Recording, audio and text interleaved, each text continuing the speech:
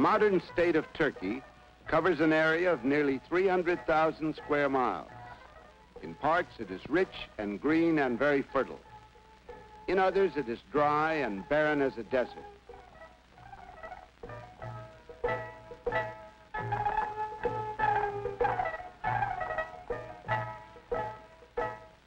In the east, on the high plateau where it borders Russia, winters are bitterly cold. In the southwest, the climate is warm and typically Mediterranean. Although this land has been, for 3,000 years, the heart of many empires, the center of power and wealth, it was in 1923 a poor country. In that year of its founding, the new republic faced all the problems that must be solved in underdeveloped countries. Today, Turkey is a nation in transition. Within 4 decades, it has become the most Western of all the Muslim states. The extreme contrast to be seen throughout the country prove how much may be accomplished in a short time, and yet how little. They show how long a time it takes for growth and change and progress, and prove how hard it is to bring prosperity and democracy to a people who have never known either.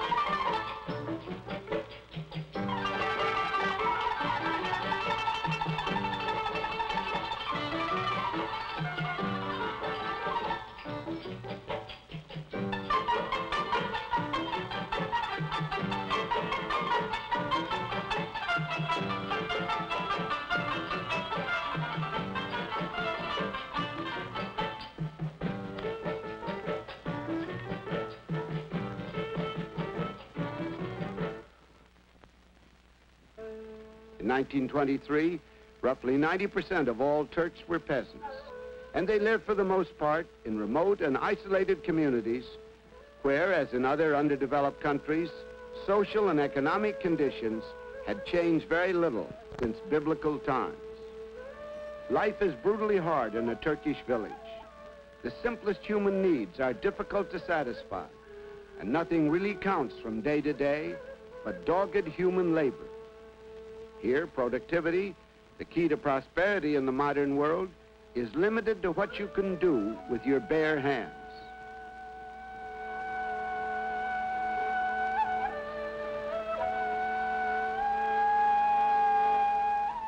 In America, a single farmer may produce enough food for himself and 20 others.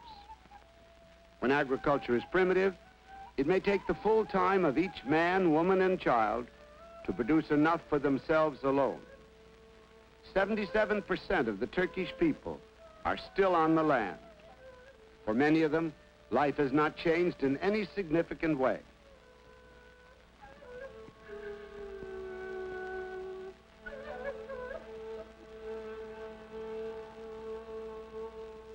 For a handful of others, a single tractor has made all the difference.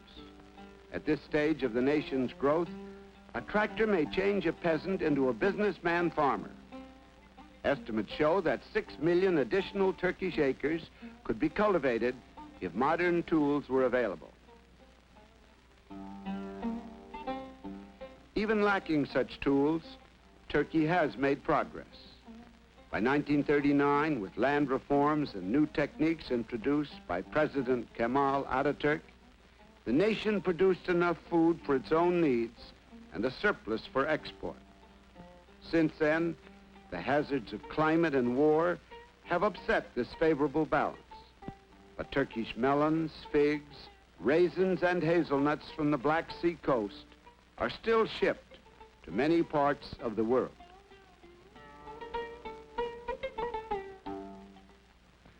More and more Turkish cotton is offered on the world market, and its sale helps bring to the nation the money it must have if it is to continue to grow and to prosper. With the help of foreign specialists, some of whom were first brought to the nation by Ataturk, livestock and animal husbandry have been greatly improved. Turkish wool may still be spun and woven on antiquated wheels and looms. The craft of rug making may not have changed much, but all such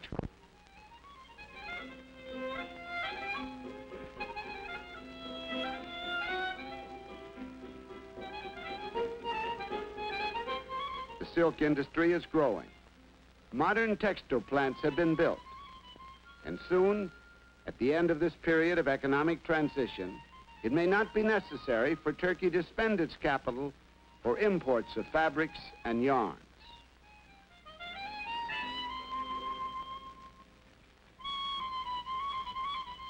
Tobacco remains the nation's most important crop for export, especially to America.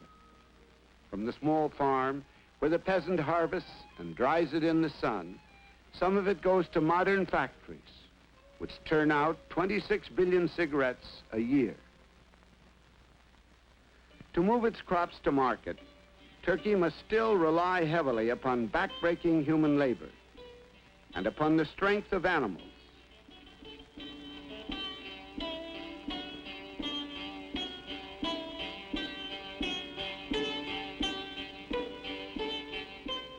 In 1923, the nation's railway system was meager, owned by foreigners and designed to serve their interests.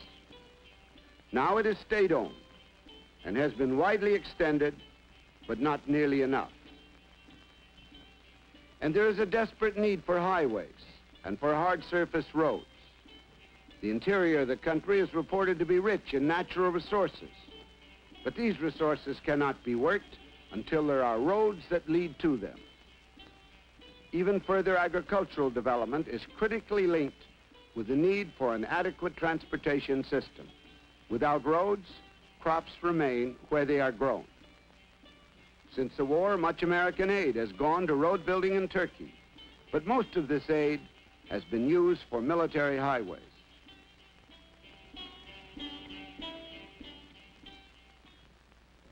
Much of any nation's progress and prosperity depends upon the discovery and exploitation of its natural resources. Wealth, in the form of such minerals as chrome, of which Turkey is one of the world's principal producers, may lie unnoticed. The Turks have discovered and are now producing coal, lignite, manganese, and many other minerals, including petroleum. Kan gider dumanlı dağlar, yaylalar hey, yaylalar sen hey, dağlar sen hey, sevdalar sen hey, sen benimsin hey. But their economy is still based upon agriculture. Farm products are their main exports, and the foreign ships which crowd the Turkish ports must bring iron and steel and machinery. And recently, owing to drought, even wheat has had to be imported.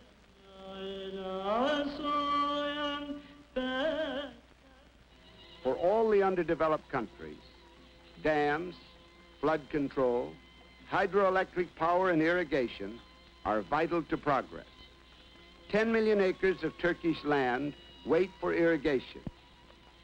6 major hydroelectric projects have been started, but they are long-term investments costing millions, and the people must wait many years before they can enjoy their full benefits.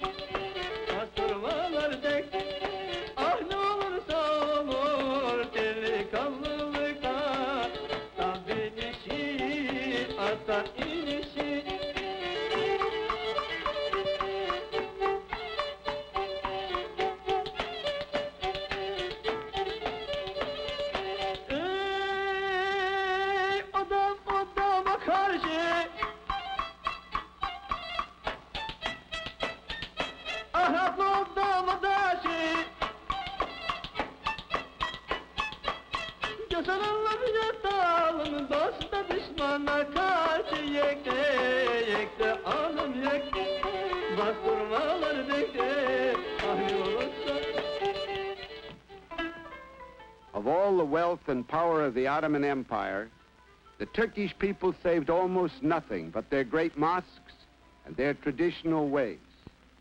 And it is a traditional society that is slowest to change.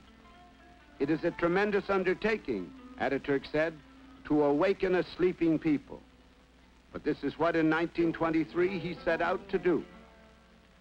The word Islam means acceptance, resignation to the will of God.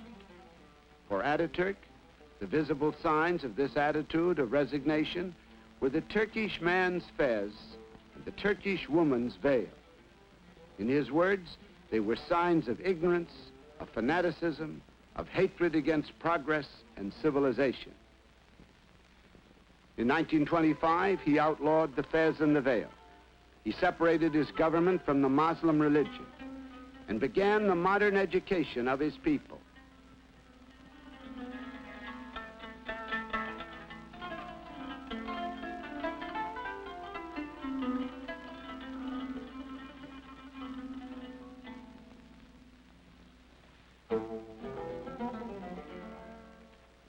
In the eyes of the Imam, the Muslim teacher, an educated man is one who can recite the Quran from memory, even if he does not know what it means. Before 1923, almost no other kind of education was available, and 90% of all the Turks were illiterate. Today, perhaps 50% of them are still illiterate. To teach an entire nation to read and to write is a gigantic task. These young soldiers are in a classroom for the first time in their lives, for they had no education in their remote villages. Now they have a chance to go on to trade and to industrial schools, which have been set up throughout the country. But it is not likely that many of them will become the skilled technicians and administrators the underdeveloped country needs.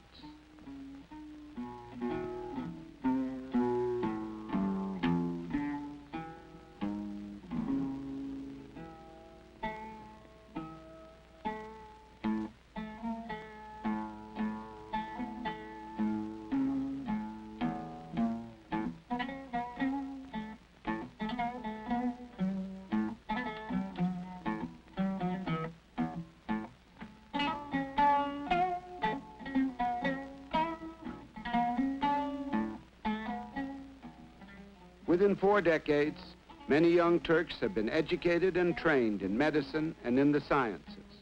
But there is still a critical lack, which the World Health Organization and UNICEF help to meet by sending medical specialists and by setting up modern milk processing plants, where perhaps for the first time, Turkish women may find safe milk for their children. Ataturk initiated a vast health program. Between 1923 and 1937, the Turks built hospitals and founded medical schools. But UNICEF aid is still necessary in combating malaria and trachoma. Although it is a relatively underpopulated country, Turkey has one of the highest birth rates in the world. As the mortality rate declines, more and more children must be cared for and educated, and at its present stage, Turkey must spend a goodly portion of its income simply to hold on to what has been gained in education. Today, 50% of its children have little hope of learning to read and write. Those who can go to school learn to read and write their language in the Roman alphabet. Traditionally, their language was written in the Arabic script. As he replaced the Muslim calendar by the Western, Ataturk replaced Arabic writing by the Roman. And it is now used for all books to give Turkish students easier access to the knowledge of the West. Today, the Turkish child may begin his study in a one-room schoolhouse, often built by the villagers themselves. A few will go on to study in secondary schools, in trade and technical schools, and in universities in Ankara and in Istanbul.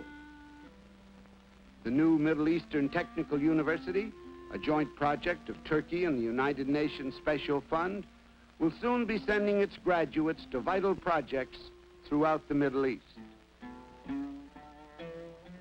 There's a new class of young and vigorous intellectuals in Turkey, but there is a gulf between them and the mass of the people. Ideals of service and of community responsibility are new to them, as they are to many other people throughout the world. So far, very few educated Turks have been willing to go as teachers, doctors, nurses into the remote villages of their country, where the need is so great.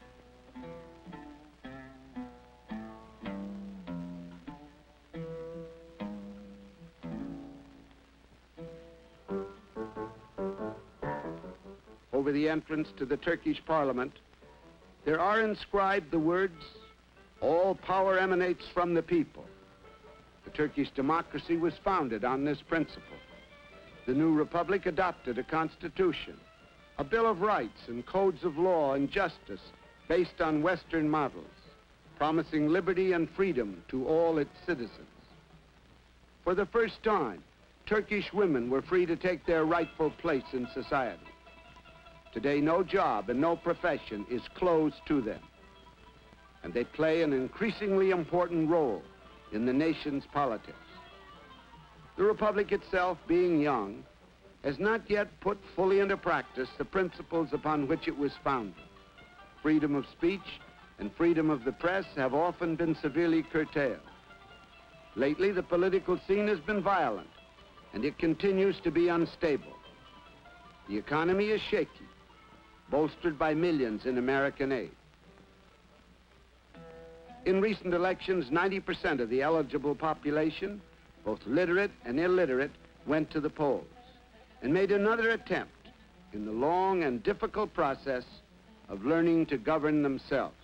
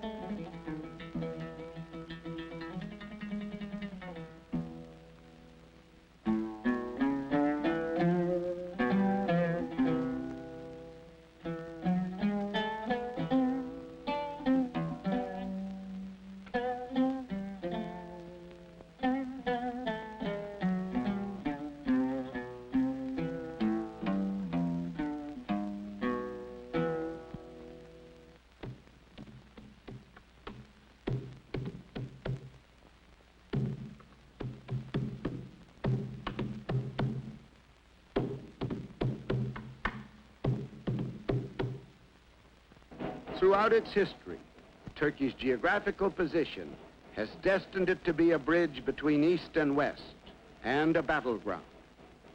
The Bosporus and the Dardanelles are among the world's most strategic waterways. Many foreign powers, especially Russia, have sought control of them. Today, the Turkish army, made up of some of the world's best fighting men, must be kept constantly on the alert at tremendous cost to the nation and to the West.